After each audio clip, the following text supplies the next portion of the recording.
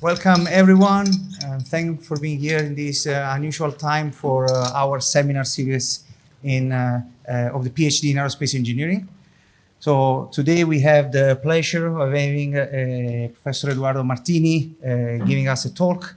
Eduardo Martini is assistant professor at ISA-ENSMA in Poitiers. His research interests include flow modeling, flow control, signal processing, and numerical methods. Today he's going to deliver us a very interesting talk on linear tools for flow control and modeling. So without any further ado, I'll leave you the floor, please. Thank you a lot. So thanks a lot for being here. What I'm going to present here is mostly the last part of my PhD work, where I pretty much developed the most of the numerical tools here. But with a follow-up, so the people that collaborate in developing the framework, the workhorse of the methods, were my supervisors, Andrea Cavalieri and Peter Jordan, with collaboration with Aaron Town, currently on the University of Michigan. Later on, we carried on with this research line, and Igor Maia, Diego Aldifrid, and Matteo Montinelli were the ones carrying the work into the lab and actually doing control on real systems. So it's a nice application and concretization of the whole framework. So, brief introduction, why estimation? What is flow estimation? Flow estimation means you have a complex system. Flow is typically the case. Stuff happens, and we cannot measure it all. The best we can do is PIV to get on a plane with all the post-processing that comes. And we want to somehow reconstruct as best as we can what's going on with the flow with the limited amount of information we have available, either some point-wise sensors, some noises, captors, and etc. Well, that is just one of the earliest, it's a long time ago, case estimation on a channel flow. It's just a figure to show that this is this type of structure he identified in the full database. This is the kind of thing he was able to estimate in a channel flow with a handful of sensors. This picture here is going to talk more to us throughout the talk, which is blue line here is a whole, we're going to go back to the study, but just to show the kind of thing we want to see. Blue line here is a hot wire measurement in the center of a jet. So it's just pressure, velocity fluctuations. And the red line is what we expect those fluctuations to be based on some upstream sensor. So you can think of the jet here, some sort of sensor slightly downstream. Our hot wire, which is further down, we want to, based on what we see here, estimate what's going there. And with hits and misses, that's a pretty decent estimation.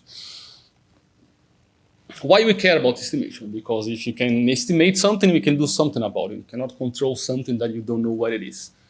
So those are two study cases, which I think it's pretty cool. One of them is a case of delayed transition in a boundary layer. So on the top, you have a transitional boundary layer, which as you move downstream, they have these turbulent spots that are appearing. Right over there, turbulence develops and you get messy stuff. On the bottom, using sensors and actuators, we manage to push the point where transition happens further downstream with potential gains as drag reduction or less heat transfer, etc. This is just another study. So this is a study using linear control, pretty much what we're going to do here. What this guy did, and just for context, is I think it's a cool application. This was a complex flow. I forgot now, I should have written down. Is it a turbulent channel? I think it's a cavity flow. I'm going to check that afterwards for next time. But what happens here is that here is a complex flow. It's resonating, is non-linear. So what you can see here in the y-axis is the PSD as a function of time, so it's a wavelength transform. And you see like a big peak with many harmonics, and he tries to control that using linear theory. It's pretty much all we're going to talk about today. And from here to there, the control is turned on. You see that it gets much better, but we still have some peaks. So the thing is not uniform, it's not well behaved. So what he does is that based on this configuration, he reapplies a new linear control, which gets things slightly better, and he keeps iterating this until he gets a fully remunerated flow. Picture is just to say that although we're talking about linear control, this type of control is useful even we're talking about turbulent nonlinear flows. You just have to be more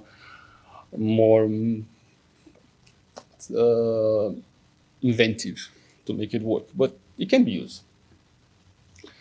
And when we talk about control community has been around for almost a century. There's many types of control, there are many flavors. Just to give a quick overview on them, we can think about wave cancellation. It's the naivest thing of control. If you have something that is going like that, you throw something that is doing the same thing with a minus sign, and it should cancel out, right? That's pretty much how your noise cancelling headphones work.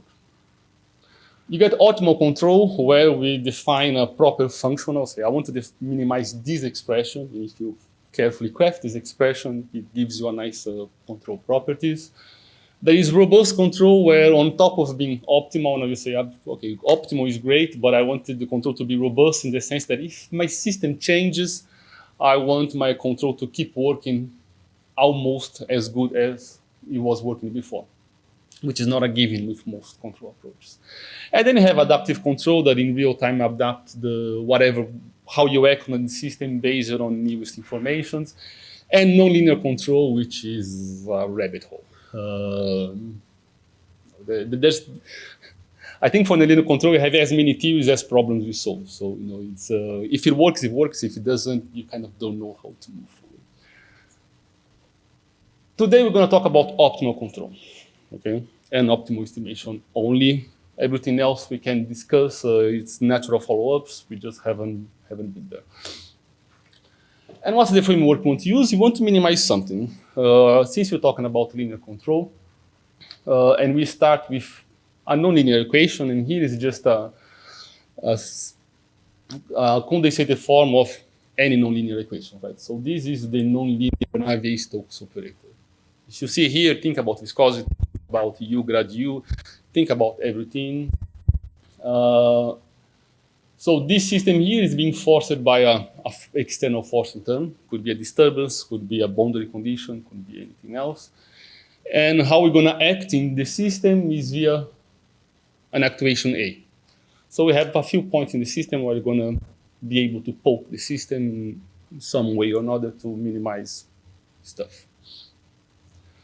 As I said, we don't have access to the full system. That would be too easy and unfortunately unrealistic. What we do have is that we have access only to a handful measurements. So this is a symbolic expression. You get your full velocity pressure fields. You do an operation on those, and you get something out. This is why here you can think of hot wire measurements, a microphone reading, wall shear stress, which in most real applications you're going to have 5 of those at best. Yeah, maybe more. No, not a lot. So based only on Y, you have to decide what you're going to poke the flow with. That is, we have to decide how to choose A based only on Y. And Z is auxiliary stuff we use. Z is what we want to control. So this operation here can be the identity operator. That means Z equals to U, and you want to minimize perturbations throughout the flow. Or we can be more selective. I want only to reduce drag, and I don't care if the flow oscillates further from the wall. That's fine. As long as I have less drag, I'm happy enough. Maybe I want to trade off air, drag, and velocity fluctuation somewhere, etc., etc. So Z can be one quantity, can be 5 quantities, or can be the full flow field. As I said, this is nonlinear. This is hard. There is no unified theory of nonlinear control, as far as I know. So what we do is that we assume that our velocity field is like some sort of static flow plus perturbations that we often assume to be small, even if they are not. But this approximation allows us to go from a nonlinear system to a linearized one. And in there, everything is linear, is easier to work with. So before, this guy was an operator, now it's just a matrix multiplication, and the same things from those guys. They just became a matrix that multiply your state to give you the sensors you're going to use and the targets. That's the standard control notation you're going to find in most classical control books. The problem with doing control on that system directly, there's a lot of theory. You get to, if you use classical control theory, you get to this sort of matrix. What's my red point? Which when X is the 2-point correlation is the system. So if your system is 10 by 10, X is a matrix of 10 by 10. If your system is 1,000,000 by 1,000,000, it's a matrix of 1,000,000 by 1,000,000, which has 10 to the 12 variables. So, a lot. And solving this system, the scaling is even worse. So it's just too expensive to solve for large problems. And then you have many flavors to, okay, how I don't solve this guy here, but I solve a smaller version that looks like this guy. That's what most control textbooks for fluid dynamics used to do. And you can expand, you can truncate your system using eigenmodes, using POD modes, using different type of modes. And there are optimized versions of doing that. Bottom line, you're always getting a complex system and getting a small subspace that it represents as best as it can with the degrees of freedom you allow it to be. Drawbacks is that it's often unclear what's the best reducer order model you can use. There is no guarantee that, well, if you do your control on this smaller problem, it's going to work on the bigger one. And often you have to force some other simplified assumptions that whatever is driving your system, is perturbing your system, you have to model as a white noise or at least as a low rank. So you cannot have stuff perturbing your flow, is more structured. The first strategy of my group, that was before my work, to bypass these problems, was using what we end up calling inverse feed-forward control, which is the naive approach I said before. So imagine that you have a system, a jet, you have a perturbation that is being convected downstream to the right. And what you want to do is to do an actuation on it that simply cancels the wave. So this is classic wave cancellation. Sasaki did that in 2018 for mixing layers and jets. And for convective systems like that, convective, I mean, most of the stuff that is on the left is just traveling to the right all the time. This kind of works. And I think I have a few slides of that. So to formalize how he actually creates the control, this is the schematic. So this is some sort of disturbance, right? So we are perturbing the jet with something. Y is the sensor we are using. Use U here for the actuator. The nomenclature changes from time to time. So based on Y, we want to construct a transfer function K that's going to tell us how we're going to poke the flow. So we measure with a microphone. This tells how you're going to force the flow in order to minimize Z. And how we do that is that we just assume that in the frequency domain, at least, the relation between all those guys is linear. So Z is directly a function of Y and A.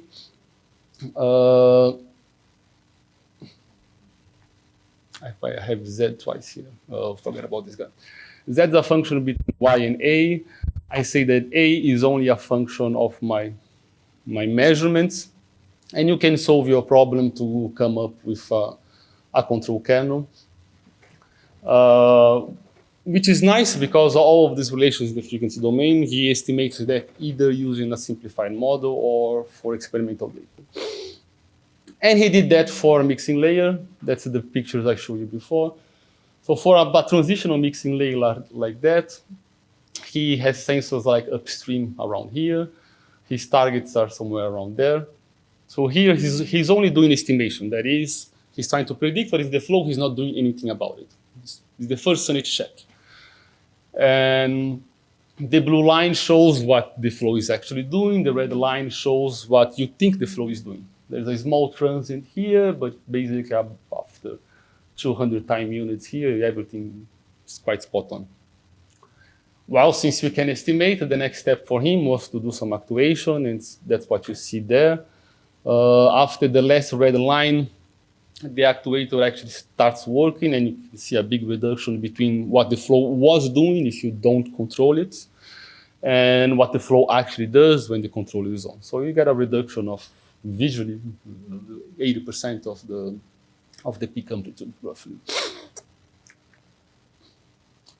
This is all good, but everything was a bit ad hoc. We just said that outputs are linear combinations of the inputs, and then everything makes sense when you speak. When you try to put down on paper, we had no solid foundation for everything was doing. Which is great when it works. It sucks when it doesn't, because you kind of don't know.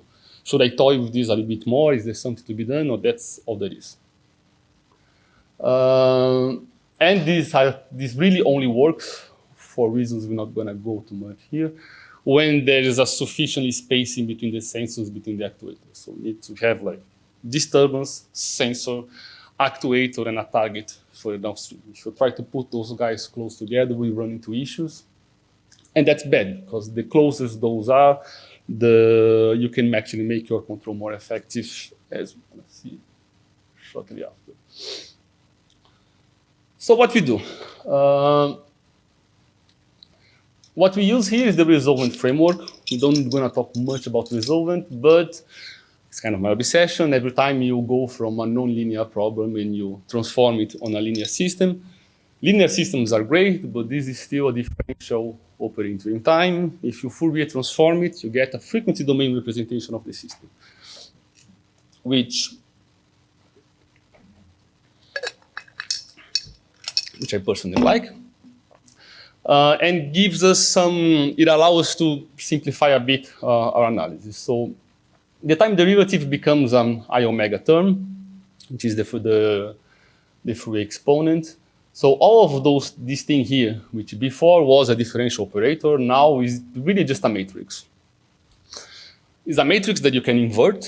The inverse of this matrix we call the resolvent operator, which is a fancy name for a matrix that resolves the system. So if you apply the resolvent, you just find the answer of the system. But since this is algebraic, now we can manipulate. Before I had my readings, which were a function of u. Since now u I can obtain by simply inverting this matrix and multiplying by f, I can write my sensor, what I'm expected to read my sensor, and what my target, whatever I want to minimize, are as a function of matrix multiplications of my forcing term, which is almost an analytical solution, provided that you actually can invert and manipulate these matrices.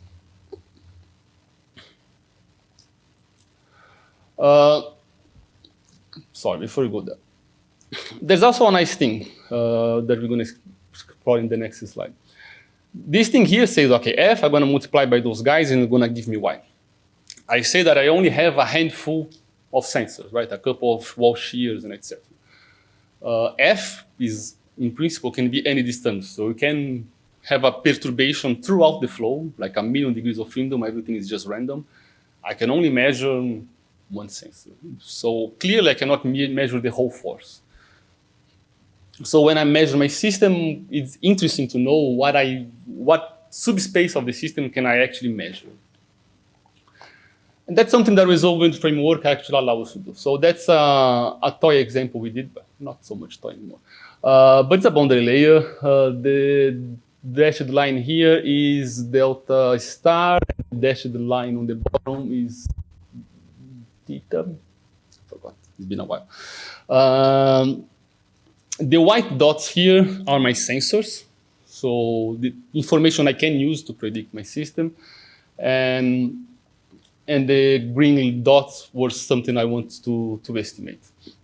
The question is, if I measure something here, what am I actually estimating on the flow? Typical control theory is going to give you like estimation. So based on whatever you give, it's going to give you an output. What the resolvent framework allows you to do is to think about observable forces and observable responses. And the idea is the following. Remember that, I should have put here. Remember that my y, so everything I'm reading, is basically multiplying my forcing term. So there are many forces, because the F can be 1,000,000 degrees of freedom, and y is just 5, let's say 1, to make it simple. So by definition, 99,999 forces must have a 0 response, because they can only have one output. So there's only one component of F that's actually going to give me a non-zero reading on on this guy. Since I have the matrix, I can actually work with that matrix directly and compute that this is the only type of force that will generate readings in this sensor. Okay. Of course, the force can be different, but it has at least to have a projection on this force component. Why is that interesting? Well, because if I have the force, I know that this force is creating a reading on this sensor, fine enough. But it's not hard to have the intuition that it's going to do other stuff of the flow. So I can see what's the full response of this forcing term on my flow field, which is right here on the bottom. So what that tells me is that this sensor can observe only this type of responses of the flow. Now, if I have two sensors, I have this guy here, I can have more information on the flow. How much more information I get is another line in my matrix, and I'm skipping a bit of the math. But the intuition is that this guy can measure a new force component, which is here, and this new force component can excite the flow in a different way, which is there. And that gives us the notions of observable forcing, observable responses, that starts to give us some notion on, okay, what can we actually measure in the flow with a given sensors, which doesn't come naturally from control theory. Those guys here, for those familiar with control theory, are related to controllability and observability gradients. Don't bother about that if you don't.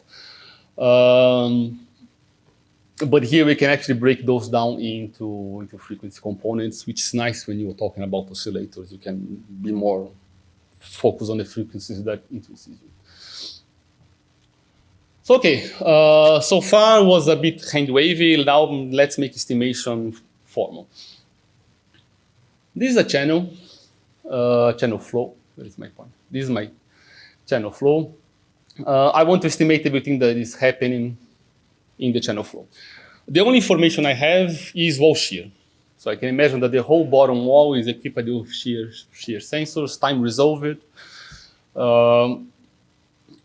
And I want to estimate the flow as best as I can. What does that mean formally?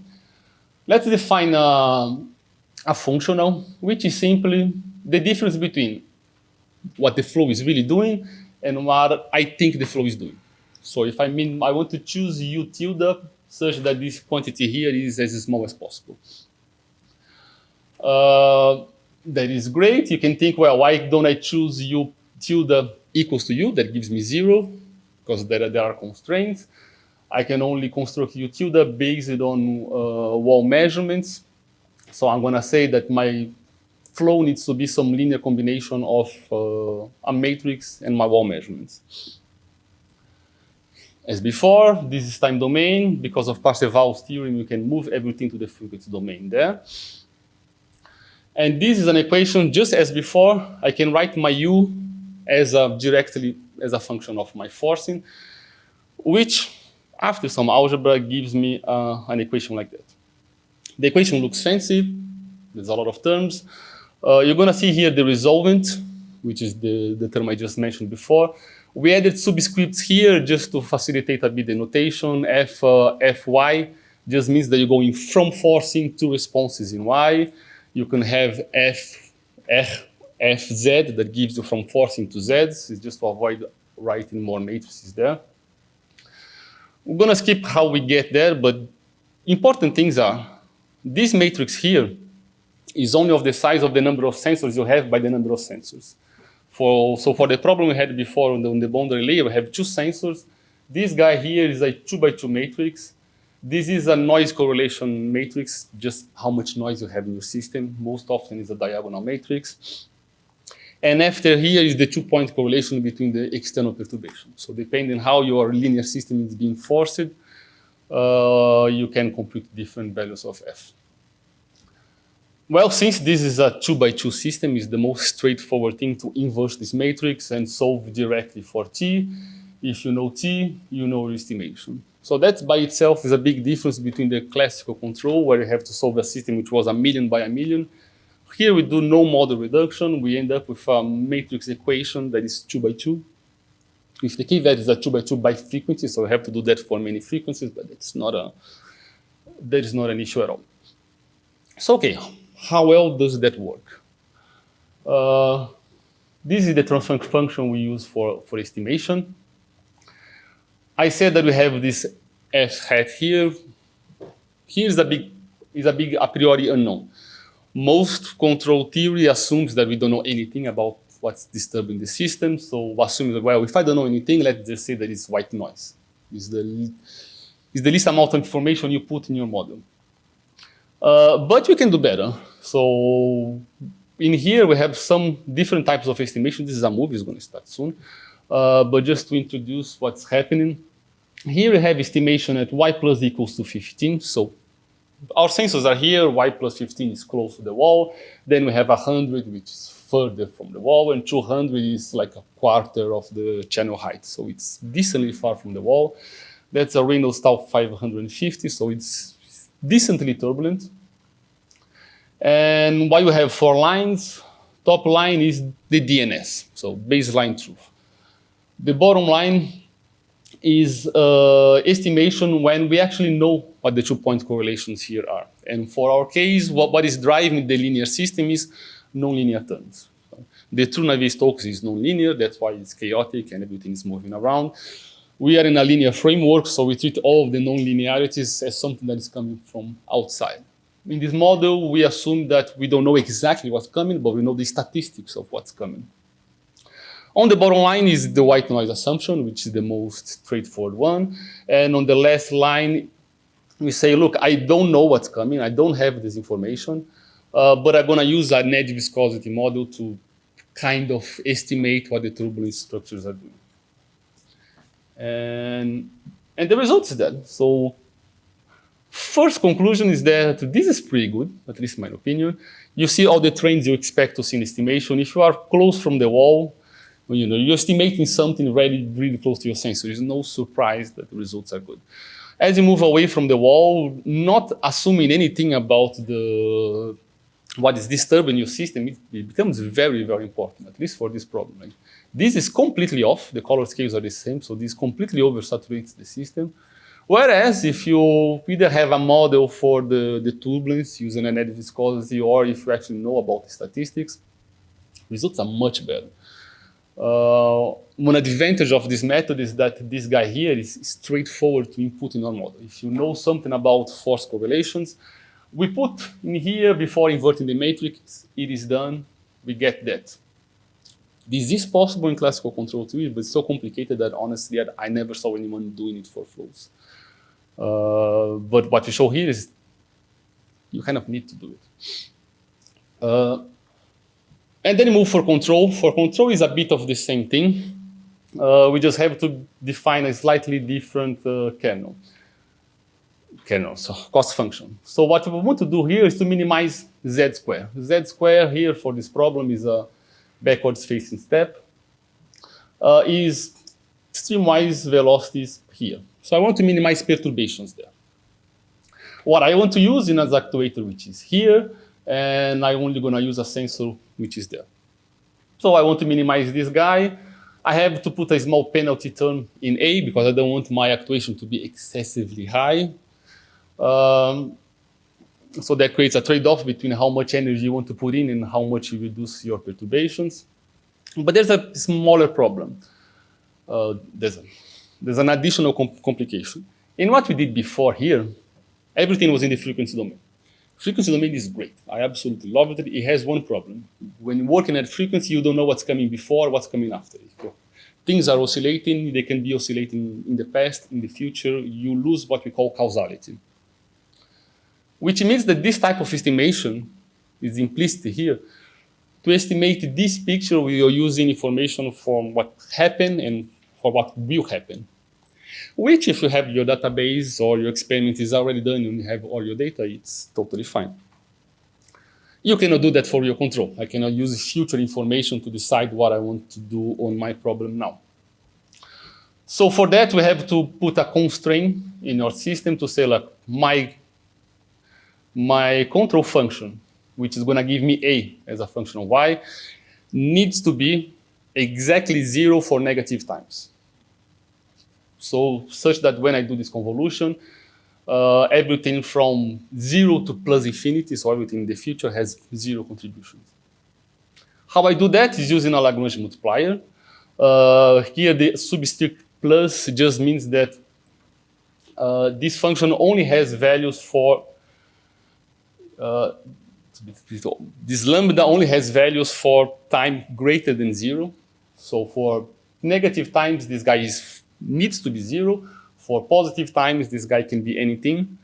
When you use this as a Lagrangian term, it forces your gamma to be 0 for positive times only, but allow it to be whatever you want for negative. And then you can move this thing into the frequency domain. As you imagine, as I said, the frequency domain is messy to have causality. So there is a lot of theory. This becomes a Wiener-Hopf problem, which is not so trivial to solve as inverting a matrix because it's complicated. But this function here, you have to put some assumptions in the frequency domain. You have information about the poles of the complex functions, and it's a bit messy. But funny enough, we have numerical methods that can solve this type of problem. It's not as fast as inverting a matrix, but it takes a minute on your notebook. So it's not 5 seconds, but it's good enough. Sorry, I jump ahead of myself. Minimizing this system here of a bunch of algebra, you get to a system like that, which is equivalent to the system we had before. I just cannot invert the matrices to find the gamma because this guy here puts constraints on my solution. And this is a Wiener-Hopf problem that you have to invert.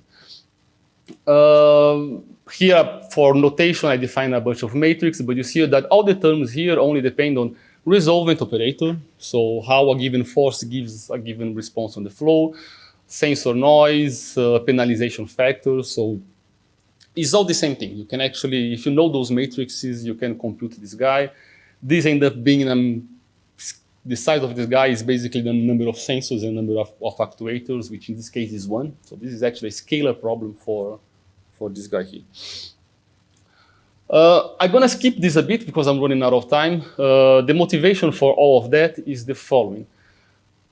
To get the resolvent, if you remember way before, you have to invert my minus I omega A, so my linear system, which is not as easy if your system is big enough, because inverting a big matrix is expensive. All of that is to say that we can do that without inverting matrix using time-stepping methods, basically integrating adjoint equations and using the result of this equation into a... why this one doesn't move? Well, you can use the response of that guy into a direct equation, and just with a post-treatment of these guys here, if you can quickly follow the equations, that's the time domain. I actually solve this thing in time domain, time marching my equations. From that, I can get some information of the frequency domain. I can get my response as a function of everything to the right. And if I now force this guy here with that equation, what I get in the end is something that has the resolvent and the resolvent adjoint multiplied, which are basically the terms that we need here to construct the matrix. With some simplifications, we can discuss the details a bit more afterwards. The important point is that if you can time march your system, you can apply control for any system, no matter how big it is. Well, how well does it work? So this is just to illustrate the control kernel. So if y are the readings I have on my sensor, I'm going to make an integral, so all my past readings with my control kernel to see how I'm going to act on the system. And here I have three types of control. Assume that I can be non-causal, that I can use future information, which is ideal. It's not realistic in practice, but no, it's a nice theoretical benchmark. What we would have is this red line. You can see that I have non-zero negative parts, so we are using information from the future.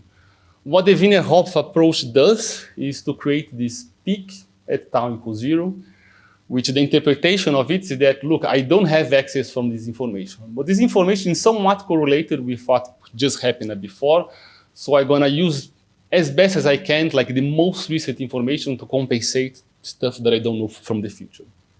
This is not cooked by hand, this is what comes out of the equations, but that gives some interpretation of what's going on. And then on the green line, we have what you call the truncated non-causal, which is what I called before the inverse feed forward, when you don't, like with handy wavy arguments. What you have is that it's exactly the same thing as the non-causal, you just ignore everything there. So what the Wiener Hopf does is create this peak. There's a lot of maths for a small peak in your control kernel, but the main thing is that instead of ignoring this information, you're using a proxy for it. Does it make a difference? And the answer is yes. For the backwards facing step here, what I have is that I kept the target always there, so I'm minimizing whatever I have here. I keep always the same sensor, but now I have many actuators and I'm doing a actuator parametric. How does the performance of my system change if I change my actuator position? And what you have here is that red is if I am non-causal, so the non-causal doesn't care where the actuator is because I can actually control stuff before it's even created. Think of that what you want, but no, it's a result on itself. And what we can see is that if I use actuators more to the right, we actually get the same performance as the non-causal, which is highly idealized, so that's good. We probably cannot do better. The difference is now if I put my actuator more and more upstream, we have a deterioration of the performance. If we don't account for causality explicitly, the deterioration is just catastrophic. For a very small increment, a very small shift to the left, if you actually account for causality, the shift is much, much softer. The gray line here is the region where perturbations are actually introduced into the flow. So you can actually be controlling stuff within the zone where I'm disturbing. And on the bottom is the same thing with more actuators. A highlight of this slide is not only the performance, but all of these parametric actuations we did just using 2 time marches, or 3 actually. So no, the video I just showed where perturbations going to the left and to the right. You do 3 of those, so 1 to the left, 1 to the right, 1 more to the left to get the actuator and transfer function. Don't mind about the details. You get all of that. So it's extremely inexpensive to do actuator parametric. You can just plug in as much actuators and brute force your way into what's the best configuration. And now it's just a study on what happens to the real flow if you have one sensor, one actuator, if I include more sensors, if I include more actuators and more targets. It's the exploration on this particular system. Here we did some investigation on the non-linear part. I'm going to skip that to go to experimental results directly. All of that is fine. In the numerical framework, we have a mathematical foundation and the tools to build optimal control on arbitrarily large systems, and it works. How about real life? Do I actually have to simulate a 3D jet to control this in the lab? And the answer is not necessarily.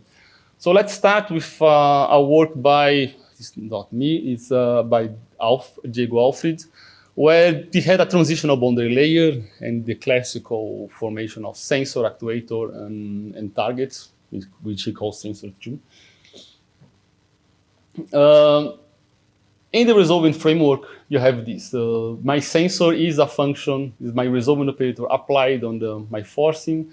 My target is another resolvent that relates the forcing to my target position. And here I'm just adding sensor noise to make the problem more complete. I can compute the CSD, core spectral density, so correlations between those quantities in the frequency domain, just by transposing this product and take the expected value. If you do that in the resolver framework and you just open this expression and put it there, what you get is this. So this guy is here, the transpose of this guy is there. F times F, when you do this multiplication, gives me the 2-point forcing correlation. And if you open all of those guys here, you identify all of the previous terms we saw in the theoretical framework. What all of this that means is that I can obtain those guys by doing my time machine, manipulating my operators and etc. Or I can simply compute statistics from the sensor with itself, the target with itself, and cross-correlation between sensors and targets. I get exactly the same terms. You just, numerically, this is not efficient because this becomes a statistical convergence, which doesn't have scales with square root of the number of samples. It's going to take a lot of CPU hours. In an experiment, you don't care. You just let your internal run for 5 minutes and you have enough data to converge all of those guys. And that's exactly what Diego did. So this is our internal at ITA in Brazil. You can, it's hard to see, but here is an airfoil profile, which is mounted vertically. Here's all the equipment he's using to measure some microphone taps located into the profile and use some plasma actuators to force the flow. So this is pressure actuator, this is pressure sensor, a microphone basically. This is a plasma actuator, and this was another set of pressure sensors. And if you don't control your system, what you get is this black line here. So you have a peak, roughly the frequency where atomic lithium grows the fastest in a boundary layer.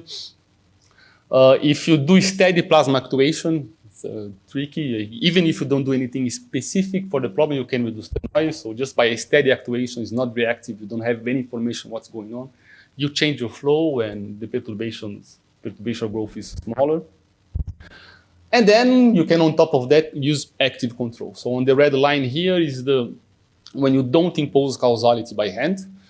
So it's the first approach we mentioned. But if you actually do the Wiener-Hopf framework and impose causality from first principles, you get an extra reduction for free. It's the same set of sensors and actuators, and you get a couple of dBs here, less disturbances, which is great.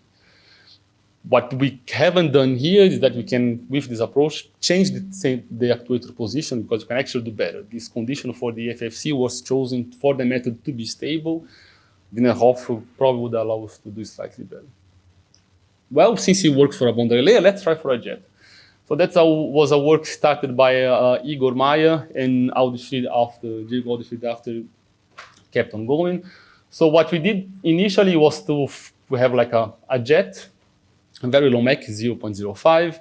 We're gonna use microphones near the nozzle exit to try to capture the axisymmetric component. So you're not controlling everything. You want to control big, coherent axisymmetric structures. We're gonna act on it using microjets to try to minimize perturbations on a hot wire on the center of the jet. It's a technicality, but this hot wire actually only measures axisymmetric components. That's why we use it. And then this system here just provides an excitation which is axisymmetric. So that was our first dive into the system, which is hard to control because by forcing axisymmetric stuff, our signal to noise ratio was much better. It was an easier target than not forcing the system. But the results I'm going to show is when this guy was off. So it's not a forced jet. It's a completely free jet as you would have in any internal facility. And what we get is this. Let me start here. It's the same thing as we had before. Sorry, this is the forced jet. On the black line here, we have the uncontrolled turbulent jet. So just if you do absolutely nothing. The blue line here is when you, no, sorry, this is the free jet. I'm confusing myself. The blue line is here is if you put your actuators to do whatever. It's just a sanity check that if you do whatever in your flow, you actually have more disturbances than less. But you now crank your machine and you do the types of control we said, we get this. So we get a nice reduction even with the most naive model, and you get a considerable reduction. The gray zone here is the frequency where we target the control. You get like a monotonic improvement with respect to the previous one, and that's almost half an order of magnitude in reduction in perturbations. A question we had is, okay, we are minimizing perturbations here, but are we screwing up our jet? Are we like creating a node here and amplitudes are much larger everywhere else? So what we did is that we kept the control running and we slided the hot wire further downstream to see what happens. And the result speaks by itself. We are here, this is the uncontrolled jet. Even if you're not controlling for this position, we have a like substantial reduction in axisymmetric disturbances. We move further, we can still see a result. That's already how much? 5 diameters away from the nozzle. We clearly have a reduction, and even 7 diameters away, well, things start to normalize, but the result's not the same. So we can actually claim that we managed to control some part of the turbulent jet, which is cool. And as a last application, this is the most recent work. This is a problem of a jet impinging near to a flat edge. And this is a problem that creates loud noises. This can get like 140 dBs in the mid-tunnel. It's massive, the amount of noise this can do. But it's nice because the noise is low rank, so we try to do noise control in this approach. And the framework is we have, again, microphones near the nozzle, axisymmetric microphones near the nozzle exit, and our actuation are actually the trailing edge of the plate, which is moving like that. With the picture that we're gonna create anti-noise to minimize the microphone readings. And once again, black line is when we do absolutely nothing, so control is off. As soon as we start controlling the flow, we get red and blue lines reduction. And here again, to be sure that we got reduction because we're doing clever things and not just because anything reduces noise, we simply add a minus in front of the kernels to try to increase the noise instead of decreasing, and yes, the noise increases. We call this authority over control. We can choose if you want to increase or suppress structures, which shows that, well, we actually can tell the flow what to do to some extent.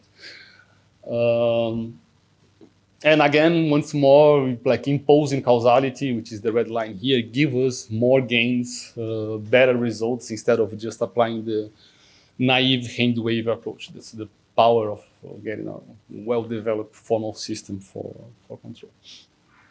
And then I get to my conclusions. So what presented here is the Wiener-Hopf approach for control. We can discuss the formal mathematics, and I mean, it's a heavy math. I think it's beyond the scope of this talk to go into those details. But the point is that it's fairly cheap, can be applied numerically for huge systems with a very moderate cost. On top of that, this resolving framework gives us physical insights on what we are actually controlling, because we can look at what are the forces that are exciting each sensor, and we can do the reverse. Given a force, we can actually have some idea where to put the sensor to measure the response that force is gonna give us. And it can also be used even if adjoint solvers are not available, by brute force in a simulation to compute the statistics and on experimental data. This was a sideline of the original paper and was the part of the work that exploded because, unfortunately, life happens in the laboratories and not in the computers. And that's all.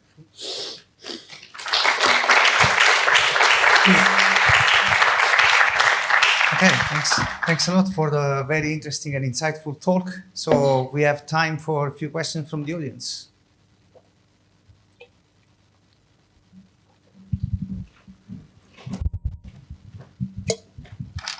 Give a talk.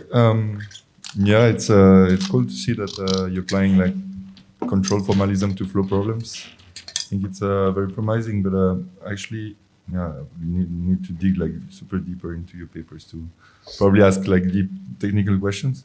But for the moment, there was one thing that I was not really understanding in the formalism you're using. Could you maybe go back a bit in time, like the first experiments that you're showing? Would you explain a bit? Yeah, a bit before. Mm-hmm. When the first spectral decomposition that you do, actually. No, this one is fine. No, a bit before. Before. Well, yeah, I have a question about the resolvent matrix, actually. Okay. You mean like? Yeah, this is fine. Yeah. So I was wondering how. So here you're saying that Z, which is after the actuation, right? Z is just a matrix multiplication of CZ, R, and F, and I don't understand why. Here, it doesn't also depend on your actuation. Okay, sorry, it does. It Okay. does. Absolutely. I probably should have said that this is the case where you have no actuation. If you have actuation, you have another term there. Okay. So what you try to do is that you will always compute first your resolvent matrices, or in that case, resolvent matrix without actuation. So your training, you do it without actuation, and then you start actuating and you see how it performs. Yeah, because the system is linear. So since it's linear, I can impose those two. You assume that your actuation will have yeah. And the whole idea is to use the actuation with the superposition principle to minimize. Okay. That's kind of the framework. And one thing that if we are almost never actually do this like that with the matrix, simply because it's too expensive. We do that for one-dimensional systems or a 3D case like the channel flow, like this.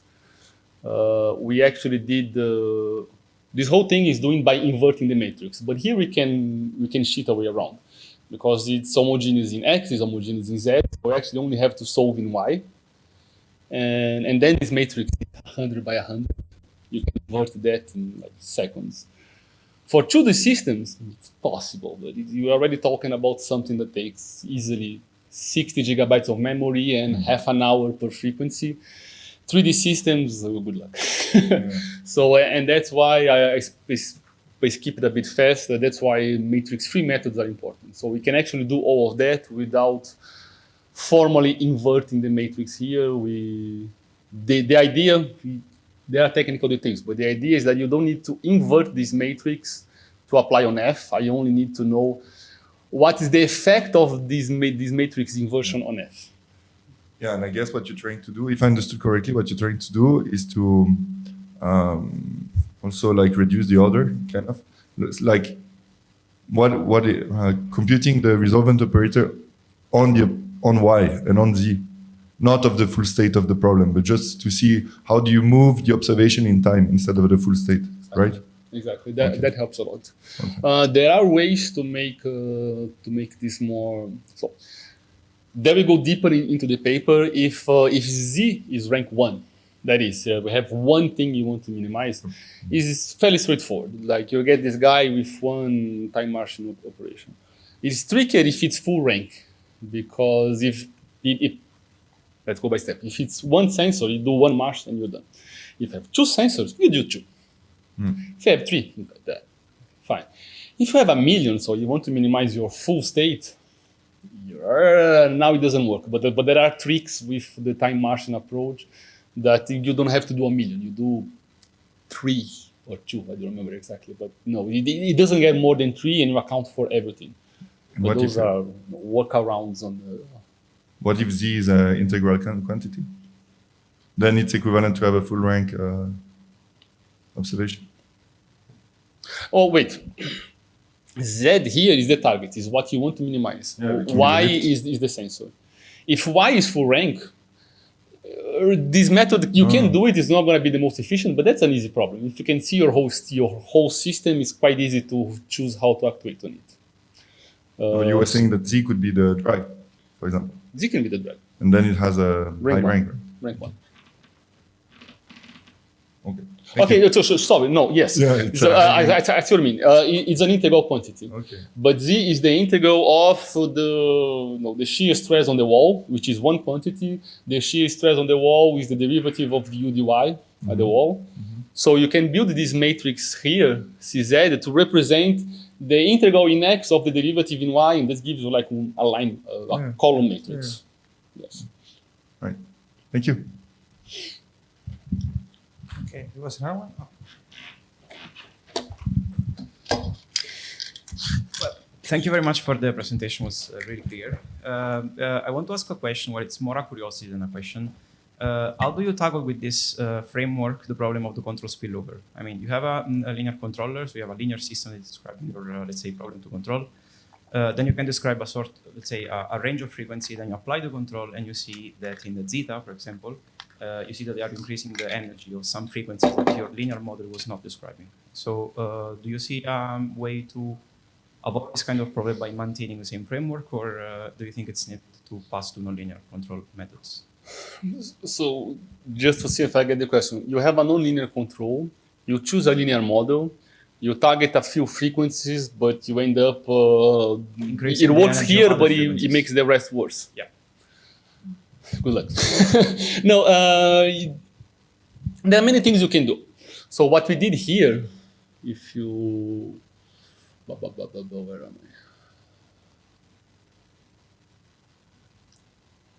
I? Yeah, exactly in this case. I was. So this happens. And you can see it here that the controlled part is worse than the uncontrolled case. Here we kind of know why this happens. The target band was this gray area, and for experimental reasons, we had to fix the range because otherwise the actuators just don't work. For low frequency here, this is a speaker. So if you're making high frequency noise, it's going like this. To make low frequency noise, it goes like this. But it's small, so it's just hitting the wall, and then it's highly nonlinear if you try to act on low frequencies. So what we did here is to characterize it only for this frequency band, and which is fine. I mean, you get part of your transfer function. This is the part of the transfer function you care. For the non-causal control, it's perfect because you actually tackle frequency by frequency because you're not constrained by causality. If you are constrained about causality, you have to. There are correlations between different frequencies to force your kernel to be only on the right-hand side.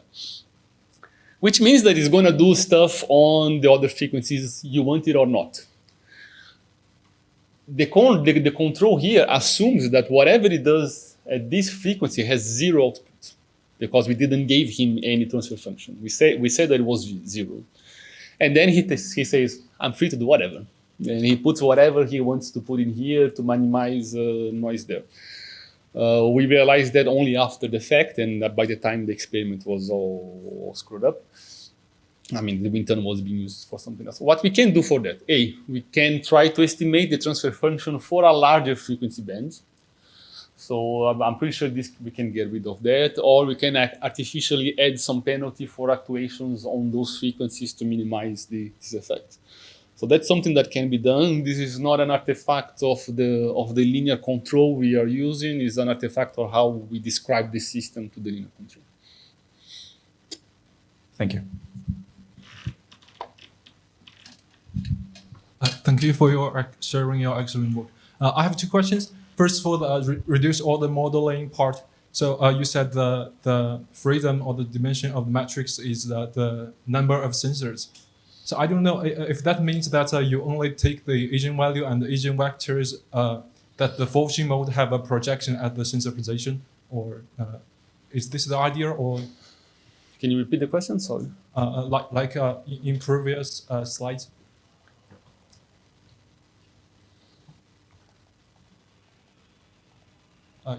Previous. I think I know. You want the same? Yeah, like here.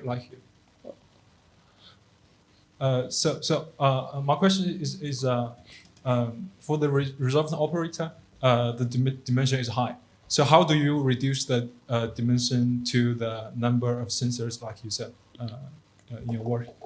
This is tricky. We don't reduce the dimension of the system. It's just that the framework we construct, the equation we solve, doesn't need the information from the whole system. It only needs the information from the sensors and the targets.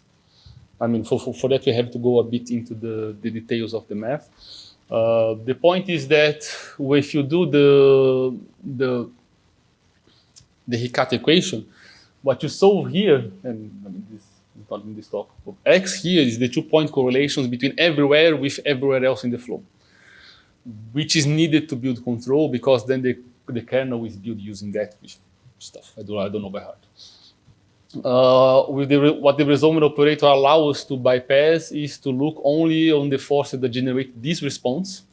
So in the Riccati equation, it's going to tell you how is this point related to this point and to that point and to that point and everything else. Yeah. Since I don't care about that, I can reduce my system. It is implicit. I'm not formally reducing. I'm not constructing a reducer of the model.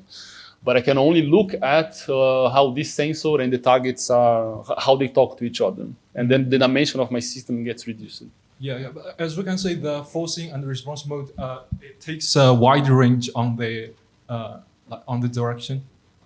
So it's not a point It's not a point force. Yeah. So a point force here, for instance, will generate a response on this actuator.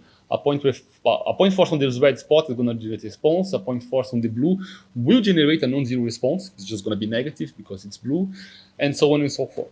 What we do know is that a constant forcing, or at least a uniform forcing like this big, will generate a zero response because it has as much blues and reds, so it cancels out. So what this tells us is that no, a given force needs to project on this guy to be able to have a reading on that guy. Okay. We call these observable forces. So this is the only observable space with this sensor. Everything else creates flow responses, but at that point it's going to be zero, and then you cannot read it. If you cannot read it, you cannot control it. That's the idea. Okay. The subtlety here, when you compare to why is this not a model reduction in the classical sense? From this, your reaction may be, okay, then I can construct a reducer of the model using this guy as a basis, right? Because the only thing I can observe. Yeah. The point is that this guy changes for every frequency. Because for every frequency, the force and the response is going to be different. This is only for one frequency. And by doing this approach, we take care of all of that. If you do reducer of the models in the classical sense, where you go from an A to an A tilde, doing projection, etc., you're forcing your whole system to be reduced with the same structure. And here we have a reduction, an implicit reduction frequency by frequency, but it's equivalent of no reduction at all. So you can argue it both ways. Okay. And my second question is about the estimation of the Robson operator by time integration. That part of the slides. Yeah, this part. It's very similar to the time domain transient growth analysis. I don't know, how do you give the initial perturbation for? So how we do is that imagine that the term we want is this guy here, okay? Is R daga C, where C is the matrix that gives us the wall shear or the velocity, the average of the velocity at one specific flow location, okay? Okay, I want to construct that guy. What I do is that I use my adjoint equations, and the adjoint is just because here we have not the resolvent, but the transpose of the resolvent, because when you do the CSD, you have to transpose one side. So here you have the adjoint of the resolvent, and you force it with a delta function that has in time, and the spatial support is exactly C. And I just realized that the equation on the bottom here has a bunch of typos. I apologize for that. It's completely fucked up. But I mean, if you solve this time in this system in time, in frequency, what you have is that your Q1 is going to be the resolvent operator daga multiplied by C. Forget all of that. This is all crap. So, okay, I have I have snapshots of a solution that if I take the Fourier transform, it gives me R daga C for different frequencies. What I do is that I use this time solution to force another equation, where now is the direct operator instead of the adjoint. And if I now take the Fourier transform of the response, what I have is that this system here is going to be, forget about this P again, I apologize. But what you have is the system is going to be R multiplied by the thing I forced this system with. But I know that what I forced this system with from this guy is actually R daga C. So I construct all of those guys without ever inverting the matrix, just by time marching this thing in time. And do you think it can be like expanded to nonlinear input-output analysis framework? In frequency domain, methods like harmonic balance method or other things can be used for nonlinear input-output analysis. And do you think that we can propagate in nonlinear Navier-Stokes equation and nonlinear adjoint equation to estimate the nonlinear input-output? So nonlinear control, there's stuff that can be done. This framework, it's unclear how. Because there is no such thing as a nonlinear adjoint equation. You can have the adjoint, if you have a nonlinear equation, you have to linearize it. You can linearize a time evolving flow. So here I'm linearizing around a mean flow, so A is constant, but A can in principle be time dependent. And you can use the adjoint to get sensitivities, which are going to give you like optimal ways to force your system to get your response. And people have used that for control. There's a paper from Joint Freund, 2000 and not so much, or 90 something. I have to check it out. But he did control for jet noise, nonlinear control. He does a DNS. He gets his microphone far away from the jet. He uses an edge joint to get how the noise changes from with small actuations on the flow. And then he does his small actuations, he gets noise, he repeats. So you use a joint to minimize the cost function. And that works. Noise reduces a lot. And then he was trying to see if he could find features that explains the noise reductions. He gets conclusions.